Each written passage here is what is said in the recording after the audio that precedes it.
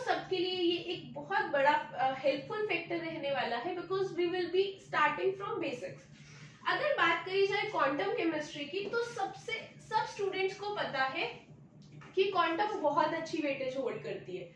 But problem क्या आती है, लाइक अगर मैंने स्टूडेंट्स का हमेशा फीडबैक लिया है कि क्यों आप क्वांटम से इतना घबरा जाते हो, तो हमेशा बोलते हैं कि मैम अगर हमें क्वेश्चन में साई दिख रहा है ना, साई के साथ इन्होंने ब्रैकेट में लगा दिया एक्स वाई जेड और इधर लगा दिया एक फंक्शन, कुछ भी कोई फंक्शन है, ये साई को देख के ही हम क्वेश्चन छोड़ देते हैं। और ऐसा किसी एक स्टूडेंट के साथ नहीं है, बहुत सारे स्टूडेंट्स के साथ ऐसा है कि उनको बस ये साई दिखेगा और वो क्वेश्चन छोड़ देंगे। और आई एम श्योर अगर आप ये वीडियो देख रहे हैं तो आपको भी ये एक ट्रॉमा है माइंड में कि ऐसे क्वेश्चन है, साथ में कुछ भी कॉम्प्लेक्स सा वेव फंक्शन लिखा होगा, like this wave function √2/L cos iota sin phi, cos e raised to pi iota cos phi, ऐसा सा कोई फंक्शन लिखा होगा और इसको देखते ही स्टूडेंट्स बिना रीड किए जस्ट ये फैक्टर देख के क्वेश्चन छोड़ देते हैं और ऐसे ही छोड़ते छोड़ते उनका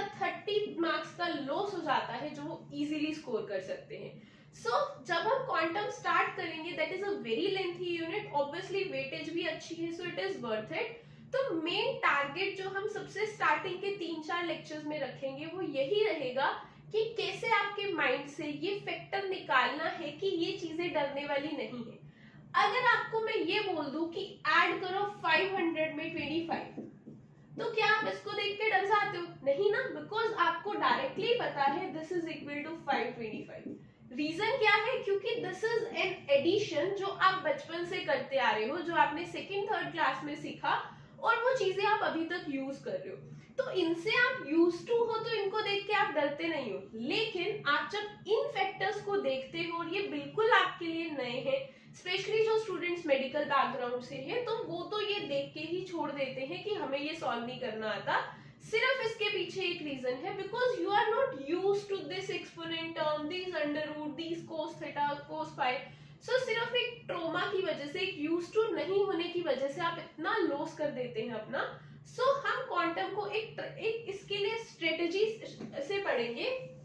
the strategy will be, starting के 1-2 लेक्चर में we will be discussing some basic terms.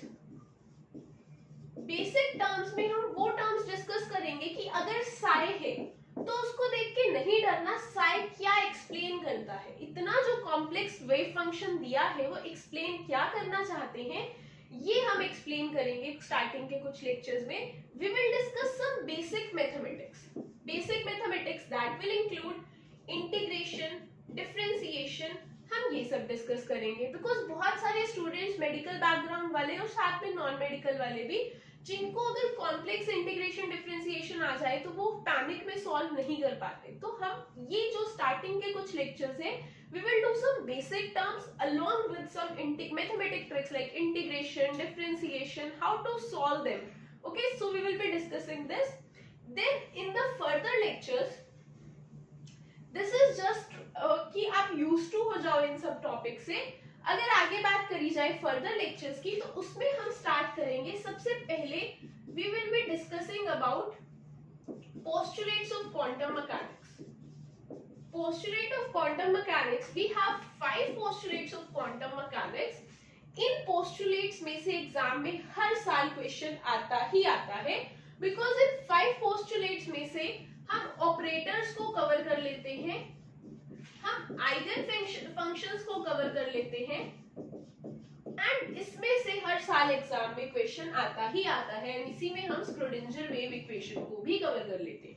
इसमें से हर साल एग्जाम में क्वेश्चन आता ही आता है और बहुत इजी कंसेप्ट होता है, फिर भी स्टूडेंट्स इसको अटेम्प्ट नहीं कर पाते। रीजन क्या है? Because they don't have a strong hold over mathematics. ये करने के बाद नेक्स्ट हम इन्हीं जो ऑपरेटर्स है, कुछ हम पोस्टुलेट्स में पढ़ेंगे, कुछ हम बाद में डिस्कस करेंगे। Then we will be discussing particle in a box,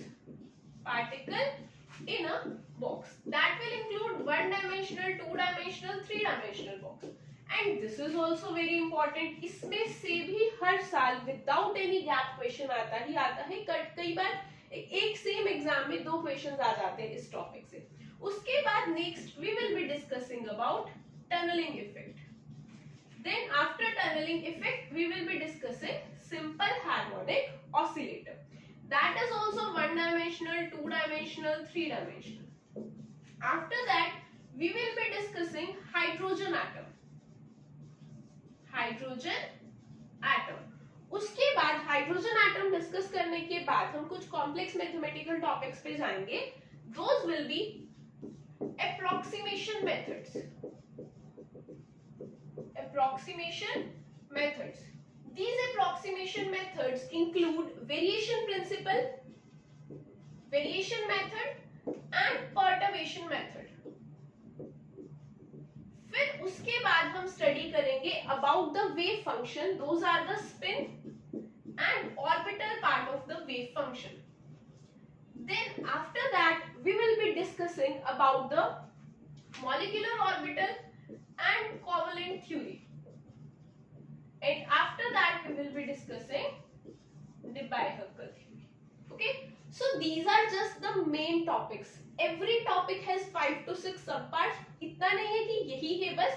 These are just the main topics. जैसे अब particle in a box है, उसमें जब हम one dimensional box पढ़ेंगे तो फिर हम उसकी mathematics solve करेंगे, उसका energy level diagram देखेंगे, उसके फिर probability के graphs देखेंगे, curves देखेंगे. So every topic is major in itself. Okay, so ये topics है जो हम cover करेंगे. इन टॉपिक्स को कवर हम नेक्स्ट लेक्चर से स्टार्ट करेंगे. आज के लेक्चर में हम सिर्फ क्या करेंगे, we will discuss some mathematical tricks like how to solve the complex mathematical problems.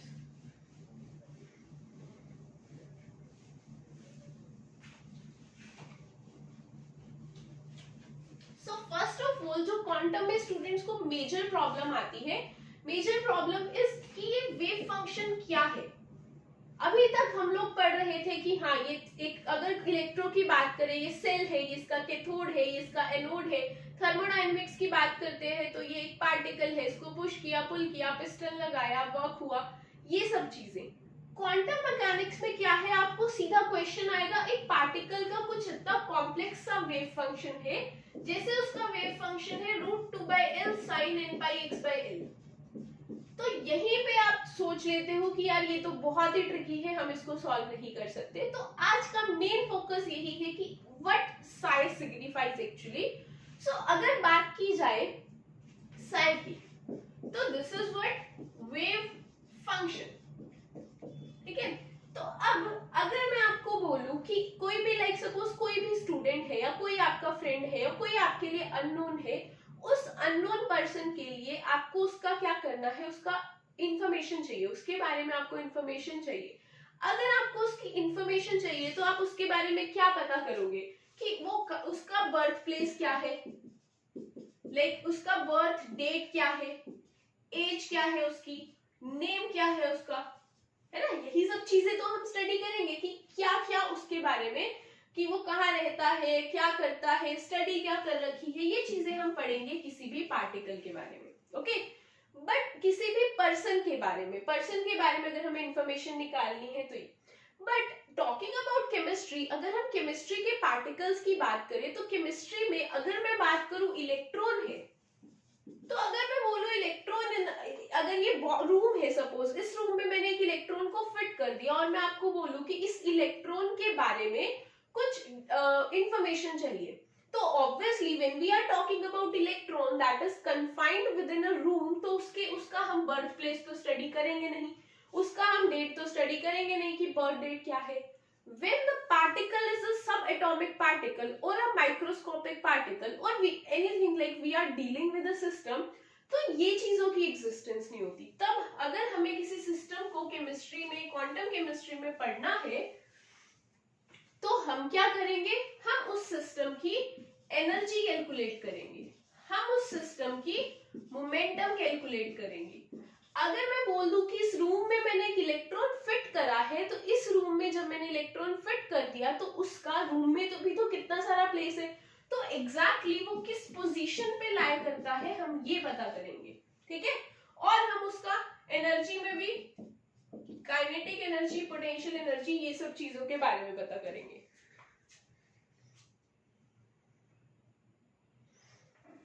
Okay, सो हम इन सब फैक्टर्स के बारे में पता करते हैं जब हमारे पास क्या है, किसी सिस्टम की बात हो रही है. पता चलता है वेव फंक्शन से। तो जैसे आप किसी की इंफॉर्मेशन सारी कलेक्ट करके उसका एक बायोडाटा बना सकते हो, वैसे ही कोई सिस्टम है और उस सिस्टम के बारे में हमें इंफॉर्मेशन चाहिए, तो हमें सिर्फ और सिर्फ क्या चाहिए, उसका वेव फंक्शन।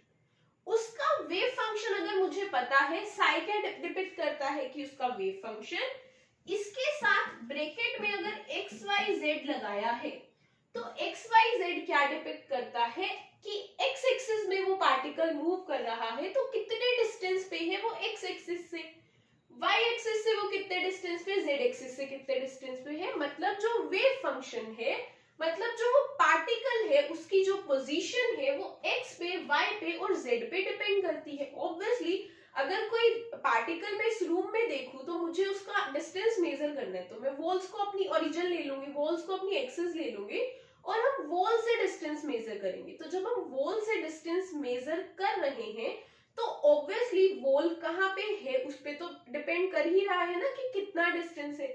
सो वेव फंक्शन के ब्रैकेट्स में जब हम ये चीजें लगाते हैं, ये हम वेरिएबल्स लगाते हैं, इससे ये पता चलता है कि ये जो वेव फंक्शन है वो x पे, y पे, z पे डिपेंड करता है। ये स्टोरी यहीं खत्म नहीं होती, कभी कभी हमारे पास वेव फंक्शन t पे भी डिपेंड करता है, वेव फंक्शन टाइम पे भी डिपेंड करता है, और कभी कभी क्या होता है हमारे पास कोऑर्डिनेट्स कुछ इस फॉर्म के आ जाते हैं, that is r, theta, phi. These are what? These are the polar coordinates. So we will be discussing these polar coordinates, but later on we will be discussing. Today in this lecture we will be just discussing कि wave function क्या है। तो wave function हमारे पास क्या है, एक ऐसा function जो किसी भी सिस्टम के बारे में कुछ भी बता सकता है। कैसे? उसका पोजीशन बता सकता है, उसका टाइम बता सकता है कि इस टाइम पे वो इस पोजीशन पे है, और फर्दर हम आगे कैलकुलेशंस करना सीखेंगे कि कैसे वो क्या कर सकता है, उसका पोजीशन, मोमेंटम, काइनेटिक एनर्जी, ये चीजें वी विल बी डिस्कसिंग। तो कैसे हम इस वेव फंक्शन को यूज कर सकते हैं किसी भी सिस्टम की इंफॉर्मेशन निकालने के लिए, ठीक है। सो if we have to define phi, then phi is a function that is used to describe give the information about the particle। मतलब वो किसी भी पार्टिकल के बारे में कुछ भी इंफॉर्मेशन दे सकता है, ठीक है। तो अब क्वांटम मैकेनिक्स का ओरिजिन कहाँ से हुआ, ठीक है। तो वेव फंक्शन अभी हम थोड़ा सा पता चला हमें कि वो उसके बारे में इंफॉर्मेशन देगा। जब हम एप्लीकेशन पार्ट करेंगे तो then you will be more clear about the concept. अभी देखो, हम अगर बात करें कि क्वांटम मैकेनिक्स का ओरिजिन कहाँ से हुआ, क्यों जरूरत पड़ी इतनी मैथमेटिकल ब्रांच की, अगर हमारा काम अगर इसके बिना चल रहा होता तो ऑब्वियसली हम क्यों अपने सब्जेक्ट को इतना ट्रिकी बनाते हैं ना। तो स्टार्टिंग में क्या हुआ, अगर मेरे पास स्टार्टिंग में तो एटम वाज कंसीडर्ड एज कि हाँ एटम ही हमारा सबसे छोटा पार्टिकल है, उसको फर्दर हम डिसोसिएट नहीं कर सकते। तो उससे पहले तक हमारे पास हेवी पार्टिकल्स थे, मैक्रोस्कोपिक बॉडीज थी, जैसे कोई कार है, जैसे कोई ट्रक है, जैसे कोई बॉल है। स्टार्टिंग में हमारे पास सिर्फ ऐसे पार्टिकल्स थे। तो इन पार्टिकल्स के अगर मुझे कोई कार दिख रही है, मुझे उसका मास पता है, मुझे उसका डिस्टेंस पता है, उसने कितना कवर किया, कितने टाइम में कवर किया, तो उससे हम उस पार्टिकल पे फोर्स निकाल सकते, एक्सेलरेशन निकाल सकते, उसकी वेलोसिटी निकाल सकते, है ना। कैसे निकालते हैं हम? ये हम निकालते हैं यूजिंग न्यूटन्स लॉ। न्यूटन्स के लॉ लगा के हम लोग क्या कर सकते हैं, किसी भी मैक्रोस्कोपिक बॉडी के लिए ये सारी इंफॉर्मेशन निकाल सकते हैं। और बहुत सारे इयर्स तक ये चीज फॉलो करी गई कि न्यूटन्स के लॉज लगाए गए इन चीजों पे। बट जैसे जैसे एडवांसमेंट हुई, जैसे जैसे हमें पता चला कि एटम के अंदर इलेक्ट्रॉन्स प्रेजेंट है, प्रोटॉन्स प्रेजेंट है, न्यूट्रॉन्स प्रेजेंट है, तो अब क्या किया गया, अब हमें ये जो इलेक्ट्रॉन है जो न्यूक्लियस के आसपास ऐसे रिवॉल्व कर रहा है, अब मुझे निकालना है कि ये थर्ड शेल में इलेक्ट्रॉन की एनर्जी कितनी है, ठीक है। तो अब अगर एनर्जी निकालनी है, kinetic energy expression will be half mv²। तो अब इलेक्ट्रॉन का हमें मास भी पता है, चलो हम किसी तरीके से वेलोसिटी भी निकालते हैं, पुट करते हैं, बट आंसर तो मैच ही नहीं करा। क्या किया, इलेक्ट्रॉन का मास पता है, वेलोसिटी पता है, यहाँ सब्स्टिट्यूट किया, उसकी एनर्जी निकाली गई। But the problem that was faced कि एनर्जी तो सही आई नहीं, जो एक्चुअल में उसकी एनर्जी है वो मैच नहीं कर रही थी। सो इससे ये कंक्लूजन निकला कि जो न्यूटन के लॉज है जिससे हम फोर्स निकालते हैं मास इनटू एक्सेलरेशन करके, ये लॉज तो सही है बट ये एप्लीकेबल है सिर्फ और सिर्फ मैक्रोस्कोपिक बॉडीज पे। अगर हम पहुंच जाए माइक्रोस्कोपिक बॉडीज पे लाइक इलेक्ट्रॉन्स पे, प्रोटॉन्स पे, न्यूट्रॉन्स पे, मतलब स्मॉलर पार्टिकल्स पे, तो फिर ये लॉज वहां फेल हो जाते हैं। तो ये जो सारी की सारी हमारी क्लासिकल मैकेनिक्स है that is based upon Newton's law, but जो उसके बाद आंसर्स नहीं आ रहे थे, एक्सपेरिमेंटल थ्योरेटिकल डाटा मैच नहीं कर रहा था, तो उसके लिए क्या किया गया, उसके लिए हमारे पास एक केमिस्ट्री की नई ब्रांच आई that is known as quantum chemistry. तो अब क्वांटम केमिस्ट्री क्या है हमारे पास, क्वांटम केमिस्ट्री में ये बताया गया कि अगर पार्टिकल माइक्रोस्कोपिक है तो वो particle that do not obey Newton's law, उस पे न्यूटन के लॉ तो एप्लीकेबल नहीं होंगे। फिर हम इस पार्टिकल के लिए कैसे एनर्जीज निकालेंगे, तो क्या किया गया, वहां से ओरिजिन हुआ वेव फंक्शन का। ठीक है, वेव फंक्शन क्या है हमारे पास, कोई भी ऐसा फंक्शन है जो इन फैक्टर्स पे डिपेंड करता है। जैसे यहाँ वेरिएबल कौन सा, x। मान लो मेरा पार्टिकल ऐसा है जो एक ही डायरेक्शन के अलोंग मूव कर रहा है। जब वो एक ही डायरेक्शन के अलोंग मूव कर रहा है तो ऑब्वियसली वो सिर्फ x पे डिपेंड करेगा। तो this wave function is dependent upon x only. तो अब मतलब ये सिर्फ x को चेंज करते जाएंगे तो वेव फंक्शन चेंज होता जाएगा। तो क्या किया गया, जो भी केमिस्ट थे जो इस पे वर्क कर रहे थे, उन्होंने क्या करा, बहुत सारे वेव फंक्शंस चूज किए। ठीक है, फिर वेव फंक्शन चूज किए, उस पे मैथमेटिक्स अप्लाई किए, आंसर्स निकाले, जो आंसर्स मैच कर गए वो वाले वेव फंक्शन एक्सेप्टेबल कंसीडर किए गए। So this was just the basic idea how quantum mechanics work. पहली बात तो क्वांटम मैकेनिक्स है जो वो सिर्फ और सिर्फ हमारी क्या करती है, इन्हीं वो न्यूटन्स लॉ को तो फॉलो नहीं करती, तो कुछ और मेथड हमें फॉलो करना पड़ेगा। वो कुछ और मेथड क्या है हमारे पास, कि हमें यहाँ पे कॉम्प्लेक्स वेव फंक्शंस चाहिए। अब द क्वेश्चन इज, ये जो है अभी तक जो भी हमने किया बिल्कुल बेसिक पार्ट था कि एक्चुअली में क्वांटम है क्या। स्टूडेंट्स करने तो लग जाते हैं कि अच्छा इस पे ये मैथमेटिक्स अप्लाई करिए, ऐसे किया, बट जब तक आपको बेसिक क्लियर नहीं होगा तो आप इतनी एडवांस ब्रांच का कभी भी क्वेश्चन नहीं सॉल्व कर पाएंगे। सो अभी तक जितना भी हमने टॉपिक किया that was just a basic idea कि this is how things work. अभी हम अब से स्टार्ट करने वाले हैं तो क्वेश्चन सॉल्विंग अप्रोच, जिससे आपको एग्जाम में क्वेश्चंस दिखेंगे। तो सबसे पहले अगर मैं बात करूं, बार बार मैं एक ही वर्ड यूज करूं, that is wave function, because entire quantum chemistry is based upon the choice of the wave function, कि क्या वेव फंक्शन चूज किया है उसके अकॉर्डिंग हमें आंसर्स मिलेंगे। तो अब क्या है, पहले तो जब सारी क्वांटम केमिस्ट्री वेव फंक्शन पे बेस्ड है तो हमें ये तो देखना पड़ेगा ना कि कौन सा वेव फंक्शन एक्सेप्टेबल है। ऐसा तो है नहीं कि कोई पार्टिकल कुछ और है, वेव फंक्शन कुछ और है, there might be some relation. तो first topic that we will be discussing, which wave functions are acceptable, which wave functions are acceptable। मतलब अगर हमें वेव फंक्शन चूज कर रहे हैं क्वांटम पे अप्लाई करने के लिए तो कौन से वो वेव फंक्शंस हैं जो एक्सेप्टेबल होंगे। तो इस पे कुछ कंडीशंस हैं, 5 conditions we will be discussing. First is the psi value that we have chosen that must be normalized।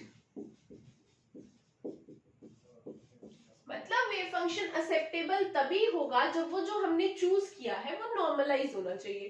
अब यहाँ पे एक नई टर्म आ गई, वो नई टर्म क्या है, नॉर्मलाइज्ड, है ना। आपने ये वर्ड सुना भी होगा तो आपको इसका कंसेप्ट क्लियर नहीं होगा, इसीलिए आप क्वांटम की प्रॉब्लम से घबराते हैं या सॉल्व नहीं कर पाते हैं। तो हम पढ़ने का यही मेथड यूज करेंगे कि जो नया वर्ड हमें दिखा उसको हम पहले बहुत इलेबोरेटेड वे में पढ़ेंगे, ताकि एग्जाम में जो इतने टिपिकल वर्ड्स लिखे होते हैं, wave function, normalise and orthogonal, ये वर्ड से हमें डरना नहीं है। So the first thing is normalise. कोई भी वेव फंक्शन नॉर्मलाइज कब होगा, जब वो ये कंडीशन को सेटिस्फाई करेगा, that is between limits can be depend on the system। अब पहली कंडीशन, वेव फंक्शन कब एक्सेप्टेबल होगा, जब वो नॉर्मलाइज्ड होगा। वो नॉर्मलाइज कब होगा, जब ये सॉल्व करके 1 आ जाएगा। अब बात ये है कि ये क्या चीज है, ये सॉल्व करके 1 तो आना चाहिए, बट ये है क्या जो हमने फंक्शन लिखा है। तो this you know very well, this is integration, this is the wave function. ये क्या है हमारे पास, wave function. Now wave function can be of any form, wave function can be sin theta, wave function can be cos theta, wave function can be e raised to power iota theta x, e raised to power sin theta, wave function can be anything. Now the question is, ये तो चलो wave function हमें chemist ने choose करके दे दिया, फिर आपके पास क्या होता है, वेव फंक्शन ना गिवन होता है एग्जाम में, what is this star of this wave function. ये जो साइड स्टार है ये डिपिक्ट करता है कॉम्प्लेक्स कॉन्जुगेट। ये क्या डिपिक्ट करता है, complex conjugate of wave function. अब ये क्या नई चीज है, कॉम्प्लेक्स कॉन्जुगेट क्या है, तो कॉम्प्लेक्स कॉन्जुगेट क्या होता है, सपोज मेरे पास कोई वेव फंक्शन है, वेव फंक्शन कैसा, e raise to power iota theta, मतलब वेव फंक्शन में आयोटा इंक्लूड हो रहा है। What is iota, that is under the root -1, root के अंदर माइनस। अभी तक तो हम रूट के अंदर माइनस आता था तो सोचते थे कि इक्वेशन ही गलत है, इसीलिए इसको नाम दिया गया कि ये कैसा नंबर है, this is a imaginary term. ठीक है, तो अगर मान लो आपके पास वेव फंक्शन ऐसा है जिसमें आयोटा है, ये साई है, तो जब इसका साई स्टार निकालेंगे, साई स्टार निकालेंगे तो ई के साथ आ जाएगा माइनस। बस इतना काम करना है कि अगर साई में आयोटा के साथ प्लस है तो साई स्टार में आयोटा के साथ माइनस आ जाएगा। अगर मेरे पास मान लो ये है e raise to power iota x, e raise to power x है सिर्फ, तो क्या इसमें आयोटा है, नहीं ना, तो इसका जब साई स्टार करेंगे that will exactly B same. मतलब साई स्टार का मतलब क्या है, जो वेव फंक्शन है उसको कॉम्प्लेक्स कॉन्जुगेट निकाला, मतलब उसमें अगर इमेजिनरी नंबर है तो उसका साइन चेंज कर दिया, बस इतनी सी बात। ठीक है, तो हमारी कंडीशन क्या थी नॉर्मलाइजेशन की, द कंडीशन वाज कि साई स्टार हुआ, साई हुआ, डीटो इक्वल्स टू 1। ये हमें पता चल गया क्या है, ये पता चल गया, ये पता चल गया। Now what is this ditto, अगर तो मान लो सिस्टम आपका 1 डायमेंशनल है तो हम इंटीग्रेशन अलोंग 1 डायमेंशन करेंगे, तो यहाँ dx आ जाएगा 1 डायमेंशन के लिए। अगर 2 डायमेंशन है so this will be dx dy, यहाँ डबल इंटीग्रेशन हो जाएगी। और अगर 3 डायमेंशन है this will be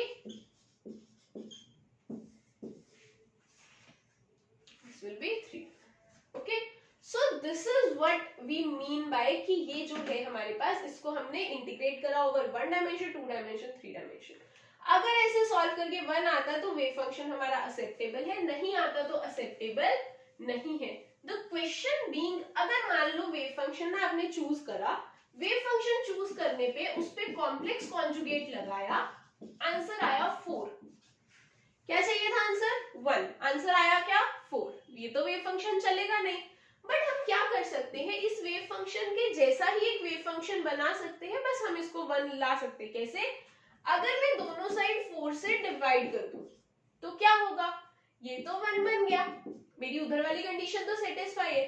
now psi is not accepted because it is not normalise, लेकिन आपको ये नहीं पता चल रहा क्या कि psi star by root 4, psi by root 4 ditto equals to 1, मतलब चाहे साई नॉर्मलाइज नहीं है लेकिन साई बाय रूट 4 तो नॉर्मलाइज है, क्योंकि उसको तो सॉल्व करके 1 आ रहा है। So psi is not an acceptable function but psi by root 4 is an acceptable function. So this is the condition number 1 की वेव फंक्शन कभी भी क्वेश्चन सॉल्व करने के लिए चेक करना है कि क्या वो नॉर्मलाइज है या नहीं। ये चीज हम सबसे ज्यादा यूज करते हैं सुपरपोजिशन प्रिंसिपल में। जब आप सुपरपोजिशन प्रिंसिपल स्टडी करेंगे तब आप देखेंगे कि बार बार हमें उस वेव फंक्शन को क्या करना पड़ रहा है, नॉर्मलाइज करना पड़ रहा है। Okay, so this is the first condition. Second condition क्या है वेव फंक्शन के एक्सेप्टेबल होने की, wave function must be single valued, wave function must be single valued.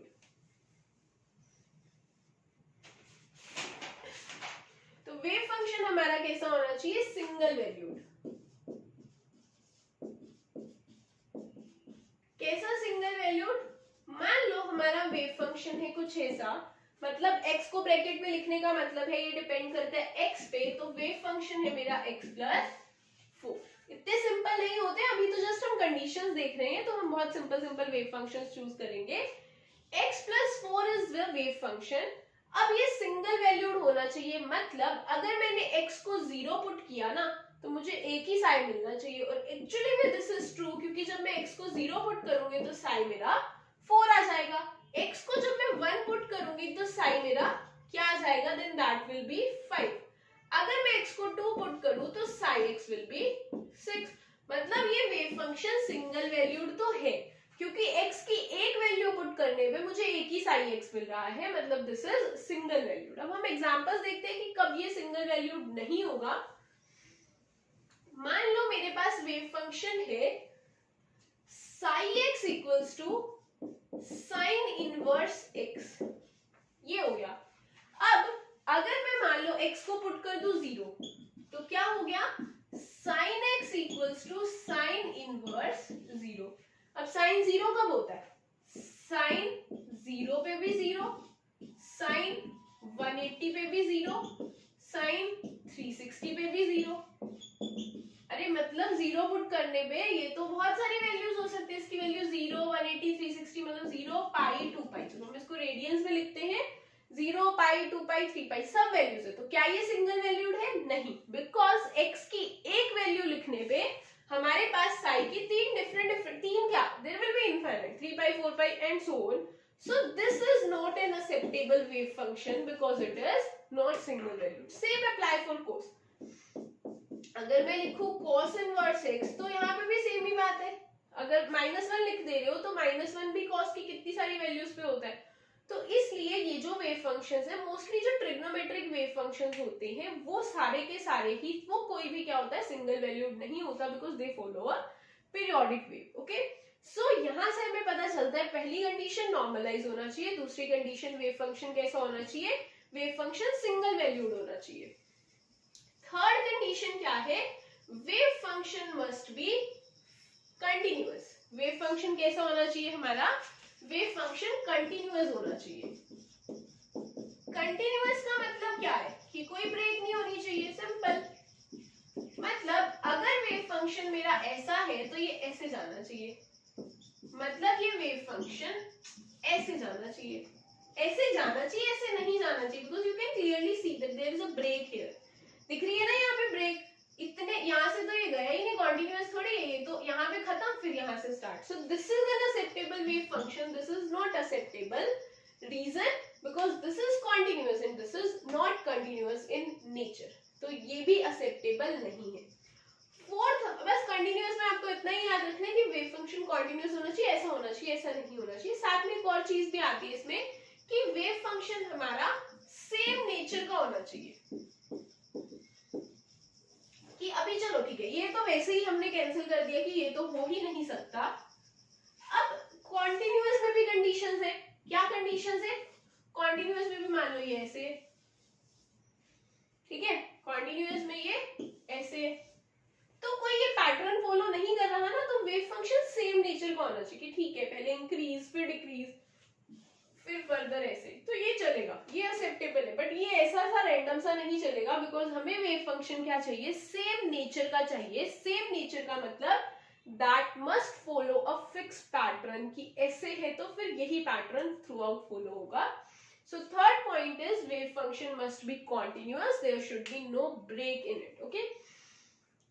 Fourth है जो हमारे पास, that is wave function must be finite.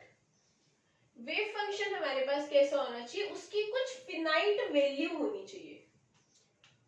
That is wave function must be finite. अब finite का मतलब क्या है कि वो कभी इंफिनिटी नहीं होना चाहिए, it should never approach, it should never be infinity। मतलब कैसे, वेव फंक्शन कभी इंफिनिटी कब नहीं होगा, जैसे मान लो ना मैंने वेव फंक्शन लिया sine x equals to x और लिमिट मैंने लगा दी -1 to 1, मतलब x है वेव फंक्शन लेकिन उसकी वैल्यू -1 से 1 तक ही लाई करती है, तो क्या -1 1 के बीच में इंफिनिटी हो सकता है कभी, कभी भी नहीं, क्योंकि आप -1 पुट करोगे, 0 पुट करोगे, 1 पुट करोगे, इनफैक्ट आप 1/2 भी पुट कर सकते हो, -1/2 भी पुट कर सकते हो, बट पुट करने पे ये कभी भी तो इनफाइनाइट नहीं होगा. So this wave function is finite and it is acceptable. But अगर मैं वेव फंक्शन ऐसा ले लूं x और मैंने अब लिमिट लगा दी -इंफिनिटी से +इंफिनिटी, तो अब जब इसमें इंफिनिटी पुट करेंगे तो ये इंफिनिटी हो जाएगा. So this is not acceptable. आगे अगर मैं ऐसे करूं, मेरे पास वेव फंक्शन है psi x equals to 1/x, limits are 0 to 1. So इसमें 0 पुट कर दो. इसमें अगर आपने 0 पुट किया तो psi x equals to 1/0, that will be infinity. So this is also not acceptable. मतलब कभी भी जो भी लिमिट्स गिवन है उन लिमिट्स में वो कभी भी इंफिनिटी को अप्रोच नहीं करना चाहिए. ठीक है. सो दिस, और इसके अगर हम कुछ एग्जांपल्स देखें, जैसे हमारे पास एग्जांपल है first e raised to power -x, कहां से, 0 से लेके इंफिनिटी तक. ठीक है, देखते चेक करते कि ये फिनाइट है या नहीं. पहले मैंने ना, हम सिर्फ एक्सट्रीम लिमिट्स पुट करेंगे, जो लिमिट एक बार सबसे छोटी एक बार सबसे बड़ी, अगर उस पे इंफिनिटी नहीं हुआ तो बीच में भी नहीं होगा. e raised to power -0, so that will be 1 upon e raised to power 0. Anything raised to power 0 is 1, so that will be 1. Second क्या है हमारे पास, जो इसकी लिमिट पुट करनी है इसी में, e raised to power -infinity, that can be written as 1 upon e raised to power infinity. e की वैल्यू क्या होती है 2.7, so that will be 1 upon 2.7 raised to power infinity. 2.7 को infinite times पावर कर दी तो obviously that will also approach to infinity. 1 by infinity, 1, anything divided by infinity will be 0. So this comes out to be finite at both the limits. So this is an acceptable wave function. तो समझ आ रहा है क्या है कि हमारे पास wave function acceptable होने के लिए कुछ कंडीशंस हैं कि वो नॉर्मलाइज्ड होना चाहिए, फिनाइट होना चाहिए, कंटिन्यूअस होना चाहिए, ये सब चीज सिंगल वैल्यूड होना चाहिए, ये सब कंडीशंस हमेशा वो फॉलो करेगा. फिफ्थ कंडीशन है जो हमारे पास, वो है wave function must be normal, wave function must be orthogonal. कैसा होना चाहिए वेव फंक्शन, ऑर्थोगोनल होना चाहिए. Fifth condition. अब ये ऑर्थोगोनैलिटी क्या है, ऑर्थोगोनैलिटी ये है कि अभी तक देखो हम इसको पीछे से रिलेट करके पढ़ते हैं, साई स्टार साई d2 ये आना चाहिए 1. ये क्या हो गया, नॉर्मलाइजेशन की कंडीशन है. अगर ये सेटिस्फाई होगा तो वेव फंक्शन इज नॉर्मलाइज्ड.